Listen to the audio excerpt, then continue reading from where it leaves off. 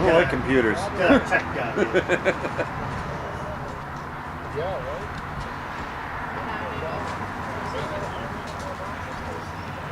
Give me a torch, I'll make it work. All right, how's that sound? Looking good? I got my technical advisor over there talking. What's up, Chris? We're gonna make sure this is working first. We're here at High Octane in Auburn, Mass. And you gotta, I just gotta do a mic. You are such a Luddite. You're worse than me.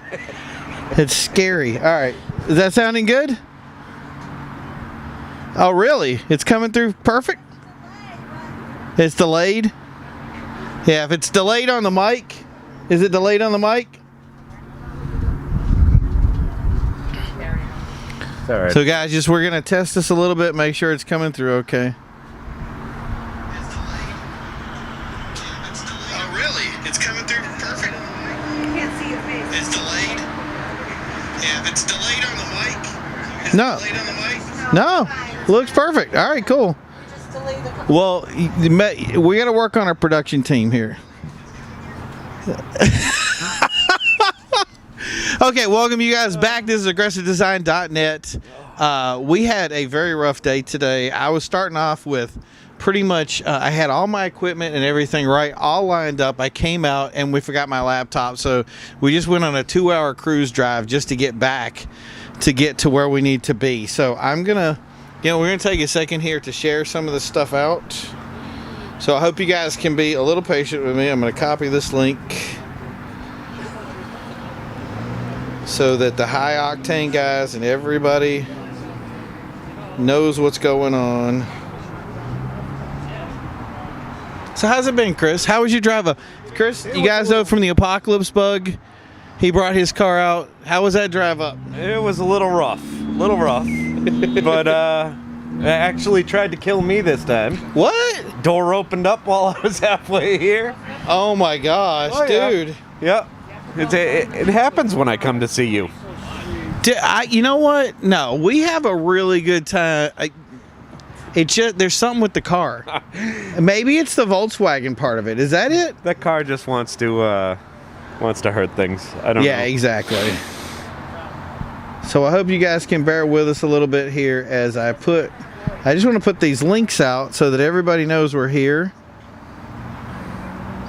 at, what is it?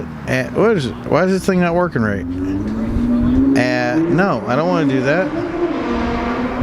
There we go. I'm glad you can technology and Dude, obviously I can't. Look at me. We're like, it's the most, what do you call it?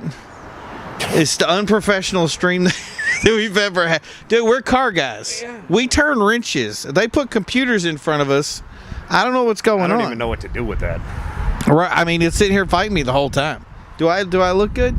See? The camera's probably in the way. The wind picked up. But that's the thing is the sun's out. It's going to keep the cold away, which is a good thing. And I think we're going to have... It's actually quite nice out there. Oh my gosh, it's amazing. Did you see all the cars we have? We got an Enzo over here. I got to show you guys this thing. But yeah, this thing is just amazing. We got so much stuff out here, from Enzos to old cars to new cars to whatever kind of car you want. It is just like you can't go wrong with this event. We've got 4 boxes. Have you ever seen that many toys collected at a toy drive? That's quite a bit of toys. Yeah. So yeah, and that's the thing is, not only do we have it here, but we have cars coming from this side all the way down, all the way to the other end over there. I couldn't find a spot to park when I pulled in here. And so. that's the thing is I think he says, so he's got the Beetle, and he says, I don't know where to park. And I'm like, number one, it's small. So, I mean, you could have parked here. You could park anywhere. Like, everybody comes in and is like, check out the Beetle. There's too many nice cars here, and I can't see anything in that car. That was Parking is a little bit challenging. Yeah, exactly. But no, we had the McLaren was here, which you guys just missed that. So the McLaren was here. He came around the edge over here, parked over here, and did his thing, which I thought was kind of fun. And Yeah, they just. It's a heck of a nice McLaren. Oh my gosh! Yeah, that orange. That is Enzo Motoring. Really? So yeah, they've done some incredible things. He's been in business, I think, for about 5 or 6 months, and he's just taken no prisoners from the day he started. So it is what it is. We do what we got to do. So, but this is the halfway point, I think, of the event today. This is going till 4 p.m. Again, it's High Octane Classics in Auburn, Mass. You shouldn't have any problem finding the place if you need Easy to find. Right on the main drag out here. What is this, like Worcester's over here? And Yeah, not far. yeah, like Worcester's right over here. And then what's this highway here? I don't want to lie. I don't exactly have a clue where I have no idea where I'm at either. So that's somewhere near I'm just 146, 20. I'm just rolling like it as we. Yeah, right. Over here. I drove through the woods, saw some cows on the way here. Yeah, take a right at the cow, and then and then the guy sitting on the side of the road, he's just directing traffic. That guy, you got to take a right there. But no, it's on a main road. I think 195, 146, pretty much anything, and we're on, I think, of Route 20.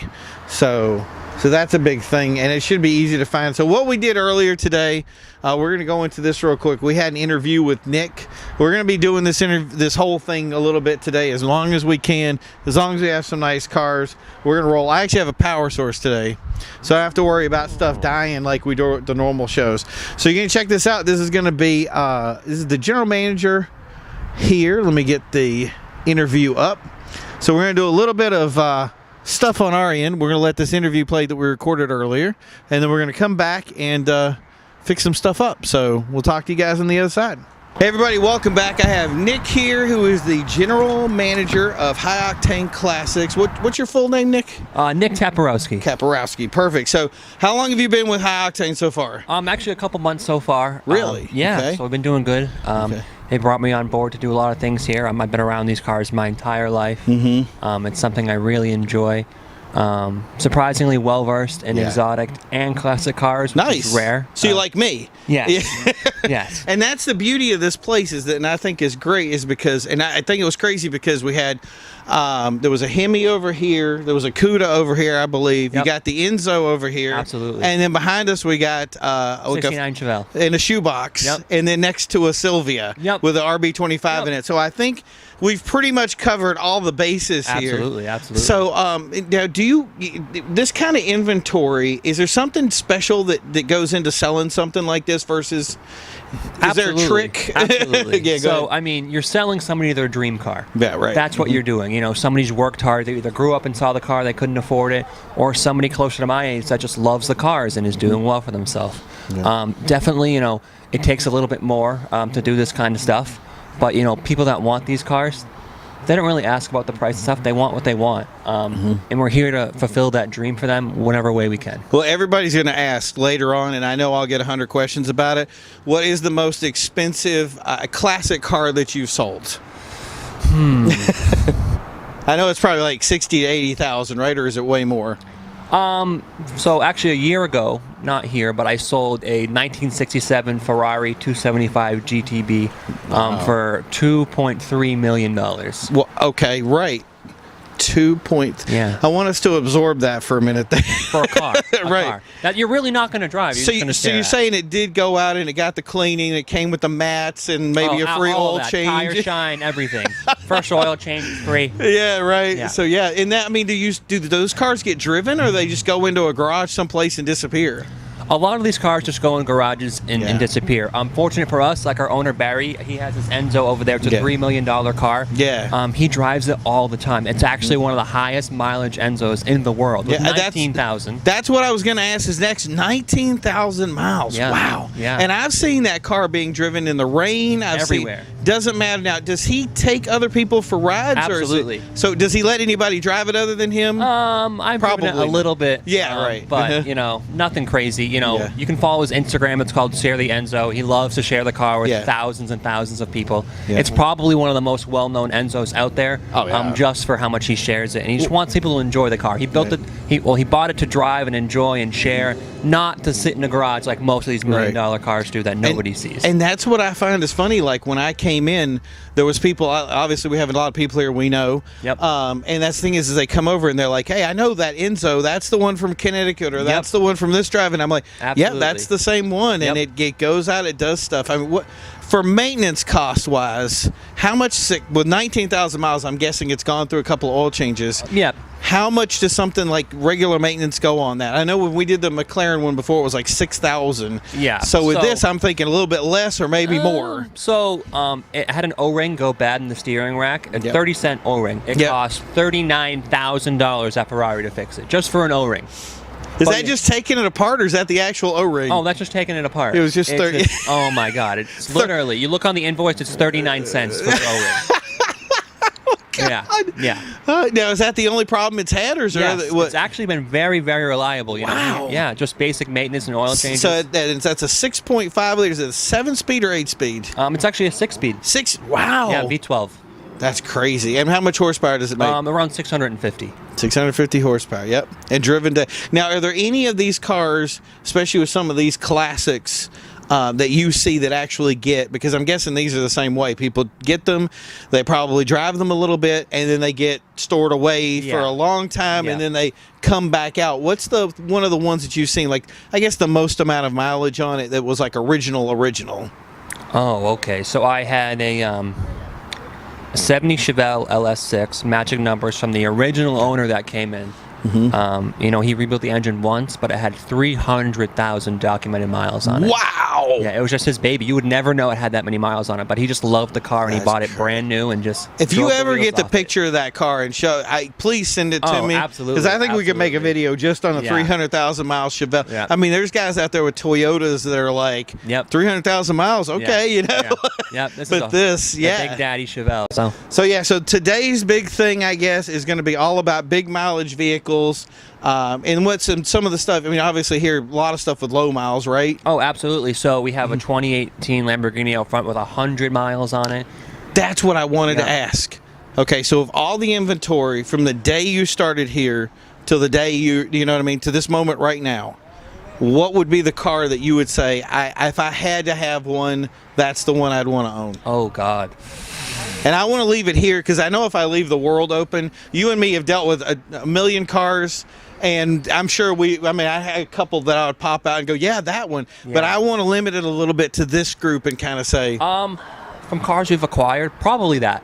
I'd have to say the 2018, LP 580-2. It's a gorgeous car in Verde Mantis. If anybody hasn't seen it yet. Yeah, the green is it. We'll put a little span over here so you guys can see the exotics that are parked out front. It's gorgeous. The green in the Lambo is easily my favorite. Yeah. Between the green and the purple are two of my favorites. Yes. Yellow was actually, for our area, yellow was the #1 sales for a long time. Really?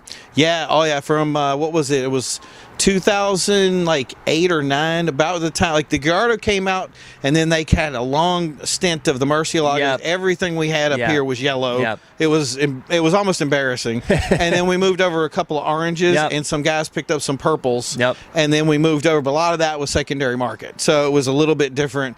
And now, I mean, we just have every kind of color out there, and I'm just glad of it. Anything you can imagine. Yeah, and right now, purple and green seem to be the hottest colors the go-to right now. colors. Yeah, people are getting pretty crazy, but they look nice. Yeah. So whether you guys are looking for something, I guess entry level, all the way up to $6 million. We got it covered. Power cars. Yep. This is the place to do. Check out High Octane Classics. We'll be back with you guys in a couple of minutes here. Stay tuned. All right, we're back, and I think we got something nice pulling in behind us right now. We're trying to get our buddy Dan here that owns High Octane to come out and do an interview with us real quick. But I don't know. I think we can like this Corvette for a little bit, right? There's plenty to like about that Corvette. Yeah, look at that. Real nice, too. Nice orange paint to it. What do you call that? Meteor orange? I don't even know. Yeah. Pull the mic up a little bit to you. It's just a fabulous color. So bad. I am bad. I work with tools. Well, I gotta admit though, he was hired at so last minute. So what now? The last time we were on, we have you on for everything. You did the chairs. You made the chairs with the car stuff that was going on. Have you had any new projects lately? I'm still making those. Got some Dodge benches, things Yeah. like that. Got rid of the chairs that I had already. Yeah. But I'm I've actually kind of hurt that I don't have one yet. So You want one? we need. I think what we do is we're gonna get the chair, like the studio chair. So we have a chair that we have in the studio. So when we do interviews and stuff like that, I have to have the crown chair. And I mean that thing. I mean, you could do the couches or whatever. I mean, there's no telling what we could do. We need like a Lambo chair. That's what He gets me. That needs to happen. Yeah. Mm-hmm. I think we could make that happen. Oh, are you kidding me? I know they could. Just gotta find parts of a Lambo Yeah. laying around. So let's see. We found a fender. It's only $6,000. Are you okay with this chair this way? Yeah. Maybe we should just settle for a Porsche or something. I don't know. Maybe old metal car. Yeah, right. I'm sure we could find something. Might be easier to Yeah. So up on. So you sold all those, Yep. and then what was next on the chop? Are you clear out right now? Actually, right now I'm building 3 different cars. So Oh, that's right. I actually stopped. Would you like to go over those cars? Well, I'm building a 69 Austin Healey. Mic closer, because I want them to hear this. Okay, Mike's closer. 69 Austin Healey that I'm actually building for my father. Yeah. I took 3 cars that were junk, and I've been working on that. Just about wrapping that up. Yeah. Working on a 69 Glitter Bug. Yeah. Special edition Volkswagen. Yeah. That one was just for fun. Yep. Because I had so many parts left over when I built my Bug. Yep. And then I'm building a 41 Dodge Rat Rod with a buddy of mine. Nice. So hopefully by spring. Oh, that's right. they'll That was all the be one out. on the truck. Oh yeah. Oh, I totally forgot about that. That one's got. I've got about all winter worth of. How far are you into it right now? Right now we're just mocking everything up and trying Okay. to get it to fit the frame. See what I got to do. Right. Mm-hmm. Because we're putting it on a D350 frame. Yeah, And, you were I've got talking serious considerable build. amount of work to make it all line up, work out. But, Yeah. should be fun. Yeah. That's more my type of thing. That's my thing is I think that's what I'm really looking forward to seeing because it's I don't want to say your wheelhouse because all that stuff is your wheelhouse. Like if you guys have ever seen the stuff that he's done with some of the other cars out there, it's just been incredible stuff. Like I've the Bug, the Caddy, did you because you did all the painting yourself, right? Yep. And is it a lot of is it like airbrush It's all work airbrush. Okay. Airbrush, freehand, you name it. Yeah, I what? come up with different things to do. There's no rhyme or I'm reason. bored. Yeah, exactly. That's what happens. I look at things and go, I think I'll do this. Yeah, right. Well, with the what was the other one? The with the Caddy. Yeah. There's little places in there. So there's like the patina look that went across it, and then you'd have little interspersed areas of different kinds of. You know what I mean? Like different colors that were in there, though, kind of shades. Yep. Would you paint it once and then kind of paint the new spot, or how did that work? That car happened in stages because my garage isn't big enough to paint that Okay. whole car at once. So it's a painting of necessity. Yep. So I painted one side of the car, flipped Right. it over, did another side, did Yeah. the base. Yeah. It was all freehand, and like I said, there's no method. I don't even have a clue what I'm doing. I just You have fun with just it. do it, right? It's yeah. I mean, that was House of Color paint and trash bags, which Wow. is what the base of that car was, and Yep. a bunch of wet sanding, and then I started filling it in with pieces. Yeah. You got a 360 pulling in behind you. Oh, that's fabulous. Anybody we know? Not anyone I know. actually don't know this car. I don't typically know people with nice cars. Shiny, nice cars. You know what? Somebody else is doing my roof now. That's so yeah. So for the Genesis, I got a forged carbon wrap for my roof, and we get what? They got a what? Ferrari with a bicycle we're bringing for the Toys for Tots. Oh wow, that's some skill. Bicycle and a bicycle Ferrari. and a Ferrari. But yeah, so he's gonna be we got a wrapped carbon fiber hood to the roof. Has gotten a little aged, and I think you even made a comment that there were some divots and some dings in it, I'm which looking forward to it. we don't sleep well at night with divots and dings, oddly enough. Nope. But so that was the thing is I said I'm going to bring it out, and Chris was kind enough to say, okay, we're going to bring it over, and we're going to have this is the first time I've ever wrapped anything. So we're going to have kind of a team effort here, and he's going to show me how to do it. We'll figure it out. Yeah, I like how you were so dedicated to understanding exactly how we're going to do this. That's how I do everything. I'll figure it out. Just send it. You fail a few times. Do you know the funny thing is when I plan it, it's junk. When we just send it, it's perfect. Yeah. Like, why did that come out so nice? So the good thing is I heard there's an instructional manual somewhere I don't that read comes. those. Yeah, I never believe in them either, but I want to at least touch it. You know what I mean? Just to be like, hey, because this thing, like you put the stuff on, right? And then you stick it, and then you heat it up, and it kind of like seals. Yep. So that's the part that I've done. I did tinting, and I did the wraps on all my other race cars, like the cars I took to the track. I had my own vinyl, so it wasn't really wrap. It was more like you just piecemeal stuff together. Big stickers. Right, exactly. So that was the thing. Those were easy, and I did those, and you cut them around the doors. But with this is just you taking massive pieces of your body and just, you know what I mean, and going from there. So, it is what it is. See, I don't think I can get into the instructions. I just want to see it on the car. Right, exactly. I get too impatient. Yeah. So I think it kind of sticks, and then you heat it, and then that's Squeegee. Yeah. right. Exactly. Squeegee. Go golden. Oh, so no, you know what? That bike was small, so I get it. I'm okay with that. That is nice. Biggest. So yeah, this we're at High Octane Classics in Auburn, Mass. It's Toys for Tots. We have four. Was it four? Is that four? Or we're in the fifth. Yeah, we're on 5. We're on 5 for the bins right now that are filled up. It was so funny. The guy that I work with here he was like, I don't know if this is going to work. This event may crash because it's been so late. I mean, it was like, what do we have? Like not even a week that we put into this. It was like, so Monday was let's put it together and let's make it happen. And sure enough, here we are, and it's perfect, man. It just came out of nowhere, and everybody came out to support it. I keep saying this to people. The automotive world, when it comes to supporting the community and bringing stuff out, these guys bring the heat. They just come out and look at that. That's the car world. That's what it represents. And I just think it's not like we get a bad rap a lot of times because we do turkey burns. And I'm just saying it was in a little parking lot in the middle of nowhere, part of Mexico. It didn't even hurt anybody, and it was just a little bit of smoke. It happens. Nobody, you know what I mean? It wasn't bad. One of the things I love about the car world. Yeah. Everybody gets together, all different vehicles. Doesn't matter what you have. Yeah. You can talk to people for hours you've never met before. Oh my God, yeah. Now did you do any burnouts for Thanksgiving? No.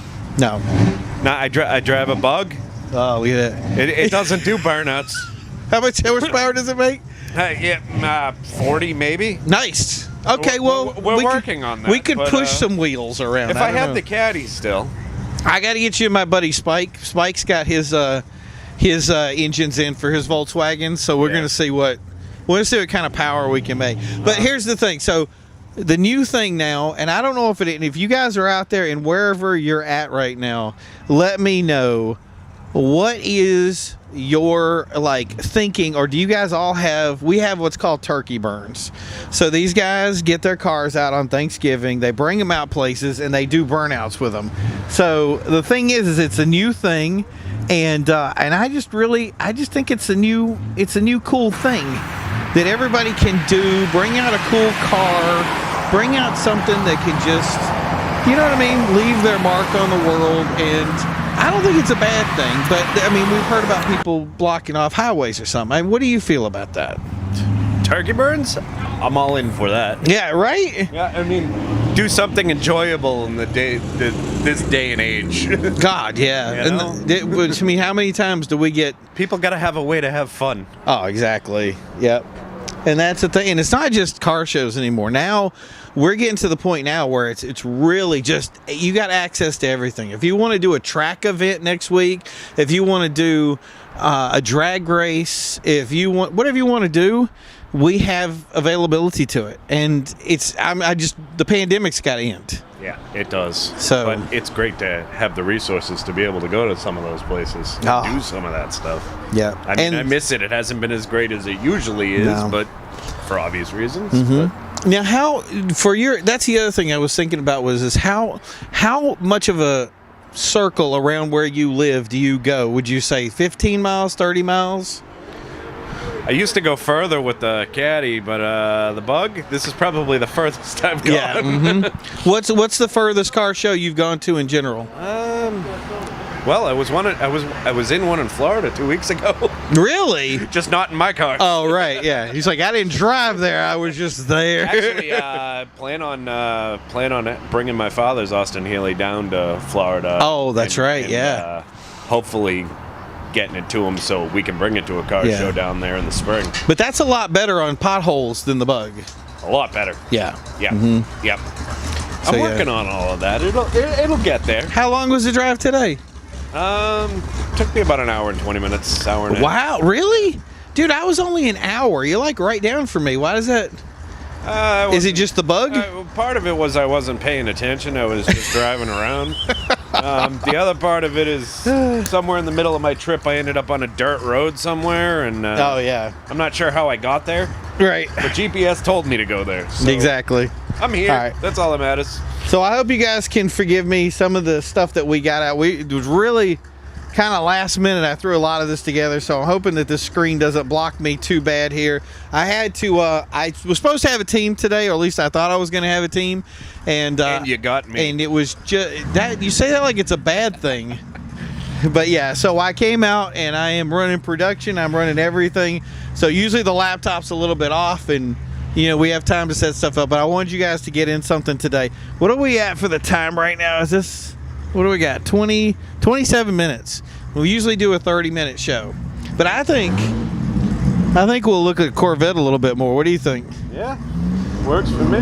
Yeah. So you're out in the Auburn area, or even if you're not in the Auburn area and you have a toy in your car, you don't have a toy in your car, you want to go get a toy, we have 5 boxes over here.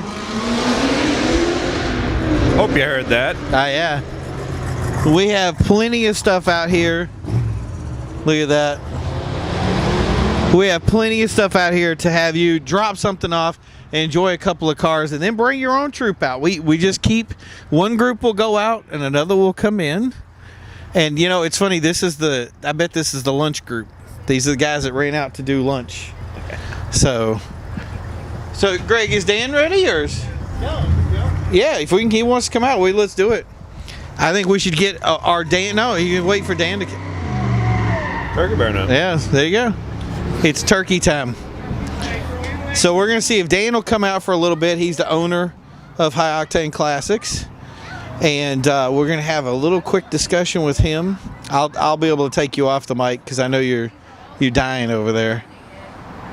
I don't. Yeah. You are. What are you talking about? You're one of my best co-hosts.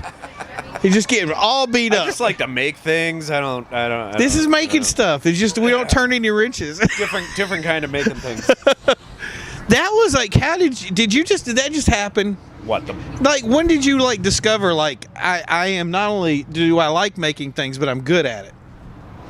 I don't. I just always picked up things and tried to figure them out. Right. I don't know. I guess I've always been somewhat of an artist to some extent, but I don't know. Somebody showed my brother-in-law showed me how to weld, and it just kind of took off from there. And then one of my really good friends has been showing me how to do motors and trannies and all sorts of other stuff. So Yep. I don't claim to know what I'm doing. I'm just know enough to be dangerous. And that was the thing for me. It's somebody asking me, why don't you turn wrenches? One thing is I hated rust. There came a point when I was just done with rust. I was working at a Meineke and not not to knock Meineke, because it was a really cool organization with a lot of cool guys. We did custom mufflers and custom exhaust systems, and there was a lot of chances there that I got to bend pipes and put pipes on and do all sorts of stuff. And then I went into doing alignments and like stuff like that. But I actually went to school for this and did all the things that I did. But when it came down to actually doing stuff, it almost like you had to have, I guess, access to it. Do you know what I mean? Like, Yep. you had to have your toy room with the metal stuff laying around and saying, I'm going to make this piston, I'm going to turn it into a little figure or something. And we're seeing so much of that design. Or one of the other guys that's competing with the car show that we're doing is it's what he does. He makes metal art and sells it to people, and it's all different stuff. And it's the same. I mean, I like yours because you can sit in it and it has working lights and stuff like that. But I think the idea was to be able to have that access to stuff that would make it. And that's, I don't know if we even have. I mean, do we have the tech schools out there now to supporting that infrastructure? I don't actually know nowadays. I mean, Right. it's kind of, I feel like it's all a dying breed. Yeah. How do we make another Chris? Is what, you know what I mean? What you got for me, Greg? I don't know if that's possible. I don't know Few if the minutes? world wants one. Cool. Okay, you can't. Chris wants off the hook here fast. Yeah. Give me So a- this is Greg. What do you do, Greg? I handle public relations. You public relations. Look at Chris got rid of that so quick he thought it was on fire. Yeah. All right. So what do you do here? Public relations. Okay. High Octane. Got it. Yeah. And what does that entail? Talking to me? I'm sorry. Well, you know, when I have to. Yeah. Right. Yeah, Do you exactly. get to drive the Enzo at all? I've driven in the Enzo. Oh, okay. Well, that Yes. works. I would probably. You'd be okay with And that, the right? Huracan. Right. Oh well, the Huracan. That's. I mean. Yeah, that's an everyday driver. Yeah, we just need a fender for a chair that Chris is making. Yeah. You got an extra one laying around? No. No? Okay. Well, we tried. No. No. So yeah. So of all the stuff that's out here, what is your favorite? And the thing is we did this before. We were talking to Nick, and I said originally we kind of left it open, and I said I don't want to leave it open because if we do, we will definitely be able to. Oh, I want this, and this. Yeah. No, I want to leave it in just your inventory. If you said something right now in your inventory that is your vehicle of choice, The what do you Dino. think it would be? The Dino GT? No. So I don't have a picture of that. I'd love to put it up, but I don't have one of it. Our silver Dino GT. Yep. I Okay. am a classic Ferrari guy. Nice. Yeah. Cool. Yeah. If we had a 275 GT4 here, God, man. I'd be ready. Back off with the You know? the pricing. Yeah. That's crazy. No, you got a fan here. All right. There you go. Oh, and I got it back. Sorry, buddy. All the kids are asking about the horsepower numbers for the cars. So yeah. But anyway. So yeah. Oh no, he wants it back. Look at that. He's. Sure. Why not? But so how much would a GTB be right now if you bought it? How much are they? Yeah, up to you. Oh. Yeah. So I can hear you. I've seen them in the $5 million range. $4 So million, yeah. So you don't really want to own it though. You just want to drive it, right? No, I want to. Oh my God! I couldn't. Could you do that? No, I couldn't do five. I could not do a $5 million car. It would be. I would break that thing. Me and him. I'd go pick him up. Yeah. We'd make it 10 feet. It would be like, hey, check it out. We did a burnout with it, and it would be like, oh, great. There's a telephone pole. They'd pull us out of a thing. They'd be like, oh, you can't tow it because it's $5 million. So we just leave it there. That's how it would work. No, I'd be happy. With That's why I like Murcielagos, by the way, Yeah. is because the Murcielago and not the Diablo, the old Lamborghini Diablos, they still are classic Lambos. The Mercies were kind of like when Audi came in and everybody kind of, they kind of don't get into them, but they're still Lambos and they're still very pure because that underpinnings of them are perfect. So the thing is that you get this Mercy, and especially with the E-Gear ones, because the values are still down on those. But you get into that, and people expect you to beat on it.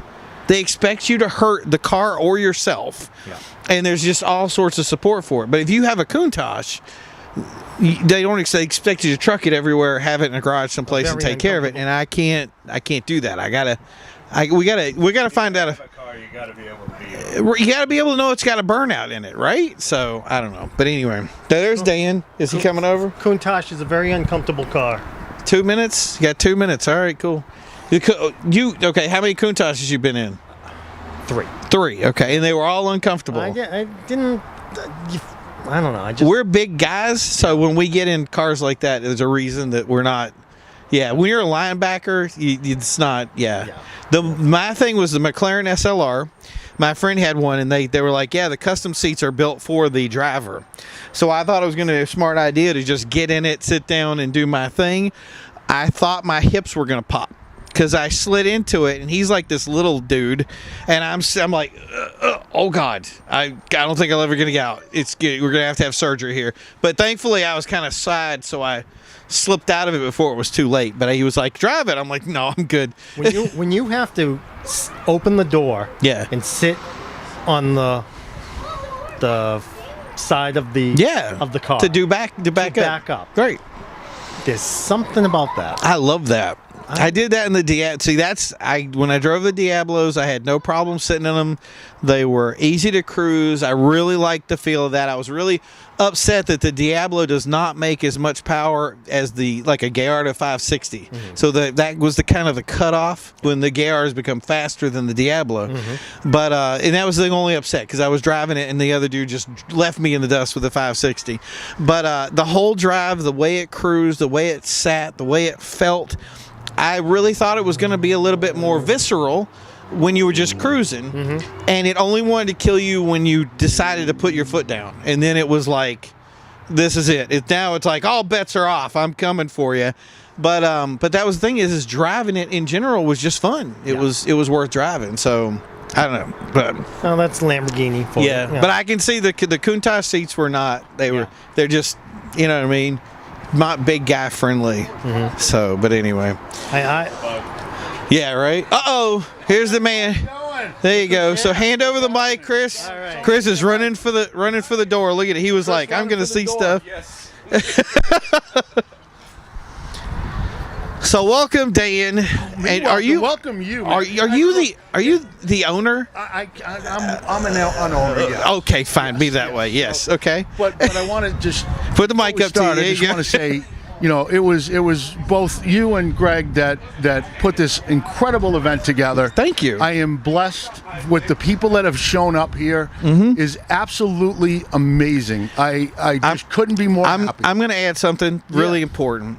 This has been one of the worst car years we have ever been in. No doubt. You guys have done really well in spite of that. Yeah. And it is a blessing to have people that will come out and say, look, in the middle of all this, we're going to bring some joy to some kids. We're going to bring joy to the community. And the community, how willing it is to come out and just drop everything to support this cause. I mean, look at how many toys. This all day long, right? Crazy. We're on 4, 5, 6 boxes absolutely. Of toys. I mean, absolutely incredible. A testament to the car people, the car community. They come out, they support the kids. I didn't expect this, I'll be honest with you. I mean, today there's been hundreds of cars rolling through here. 360 with a bike. 360. The guy brings a bicycle in a 360. Yep. I mean, it's truly just an honor to be able to have to be a car guy. Yeah. In today's environment. Amen. Just it's a blessing. Blessing. True. We can't go wrong. I mean, we just What do you say? I do have the next question. You ready? Yeah, go ahead. When's the next one? And I don't know. We got to ask. So. We got to get to him now.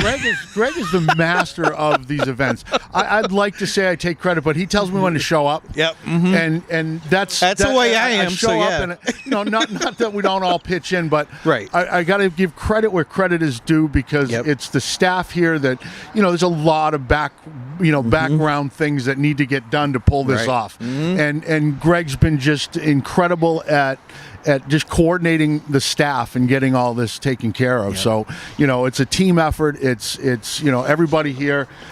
Just whatever the cause is, we're going to step up and bringing car people at this is it's just a perfect storm. You get the right community and the car people are the perfect storm and for seeing the out. growth. Like that alone, this thing has hit the ground running. It wants to go, and these guys want something, and I'm hoping that we get something. I think that if we get what we want, 2021 will be the biggest car year we have ever had. No doubt. We're making plans as we speak to we're expanding the building on 143. The whole front is Nice. going to be opened up. There's going to be a showroom that'll hold 60, 70 cars. We've got another building up the street that's coming online. Yeah.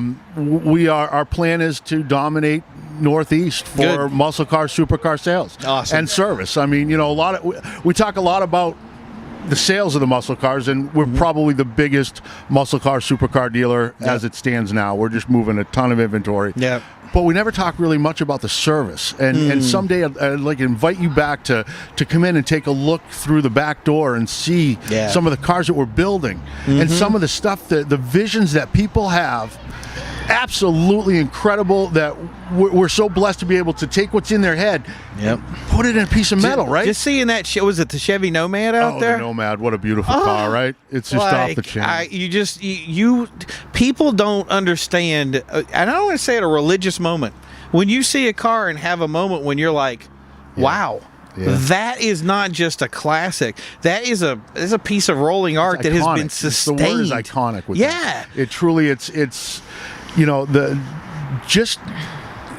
whoever designed that in the beginning, just to think about, let's make like the first kind of SUV looking like people mover, but we can put stuff in the back. Wow, right? I mean, just like forward thinking. And right those away. are like the first wagons that you ever, like, they didn't exist before then. Yeah. So somebody had to come out and go, hey, you know what? I put this on paper. But the other thing too is I think this is what that upsets me is that the cars back then could take El Caminos. They could take risks to build a car and go, you know what? Like Buick. Buick said, we're going to take a car, we're going to cut out the fender wells, we're going to put the biggest engine we have in it, and then just, guys, do what you want with it. Exactly. You'd never see that today. No. That isn't even a functional, we have the Enzo, which is an epitome of performance. We have the Huracan in here that's an epitome of performance. We have any of these old cars, but that's the thing is you're not going to see that's the performance. The GT3 RS. My God, what? Yep. Just a phenomenal, just well-engineered, just perfect balanced car. I mean, all of these, it's hard to say, what do you want to drive today? Yeah. And take one of the supercars out, and it's like, which one? Yeah, have fun. Which one? There isn't. You know what? The thing that I've learned, and this place really does hammer it home for me, is I don't have enough money. Like, really. There comes a point when it's like the Charger that was here yesterday. Perfect black Charger rolling out we'll have here. To go up. It's still upstairs, but it is. Oh sold. Yeah! Oh man! What a car! What a car! Hearing that stuff roll out, and you're like, I want that. Horse. Oh my God! I mean, come on, it's music, right? It's music. You look at these cars and you go, what just still gets me about the Chargers and all of the old cars in general, right? You can tell when that car's coming up from you from 100, 200 yards away what it is. Yep. And it's, I always say all these cars have a soul, right? And they, to me, when you find a car that's not been completely blown apart, you could still feel that soul in it. Yeah. And you get in that car and you just drive it, and you feel the history of that car. I'm going to tell you something. The smell. It exists. The smell, the sound, the vibration. Yep. Just everything about it. That car is its own living entity to me, right? Yep. Some people think I'm nuts. Car guys are going to get this. Yeah, exactly. Car guys get this, that the car has a soul. And you take away the soul. Yep. You take away just everything that car's about. So we like to keep these cars on the road and keep these souls alive. Right, exactly. Right? It's just that's the fun for me is finding these things, bringing them back to life, letting somebody else enjoy them. I mean, really, I do it because I love the cars. Right. And people, that's the thing is they don't get that. A lot of people look at us and say, "You get into this business because of money." No, we don't. This business is a pain in the butt. This is not an easy business. You don't do this unless you're passionate. It's not TV. It's completely different than that, and we do it because we love the cars. That's right. People use the insulting term to me called a car flipper.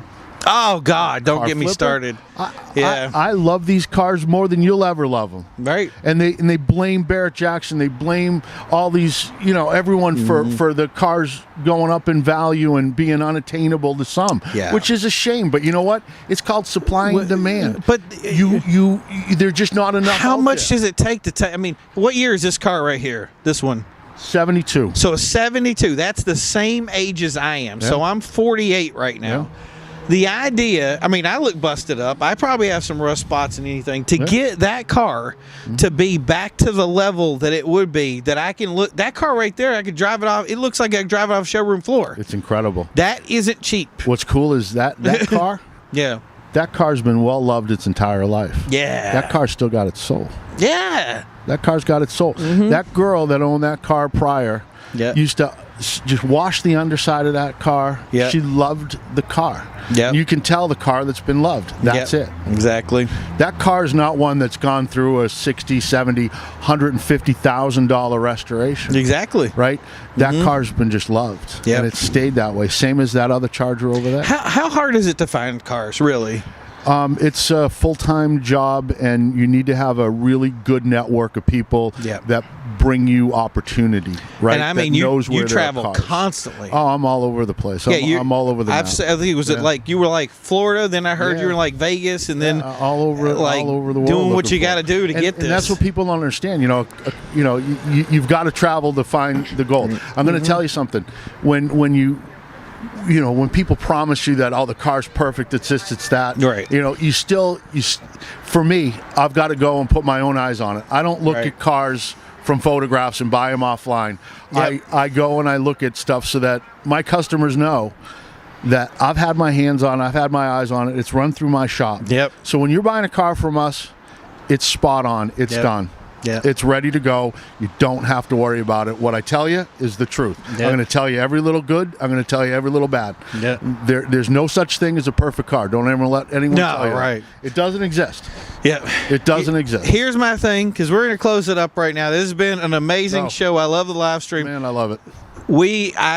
Your insight and the way you just explain this stuff, it's not going to fit in one show. Yeah.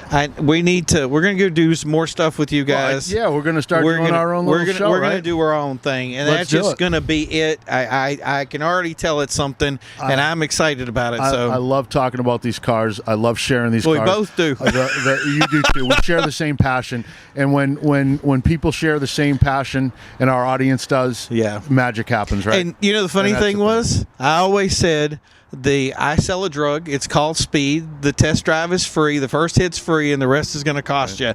And that's the thing is with this is it's something that it's going to be a good addiction. It's going to be something you're going to pick up, go into, and does it have easy days? Yes. Does it have hard days? Yes. Sure but does. it's always going to have days that reward you, whether they're good or they're bad, whether you do it in your house or you come over to Dan and say, hey, you know what? Get me what I want and make life easy for me, whether you do it. So, guys, High Octane Classics, Auburn, Massachusetts. Thank you. If you guys have time to come out, drop off a toy. If you don't have a toy, go get a toy. Come out, because you got stuff like this.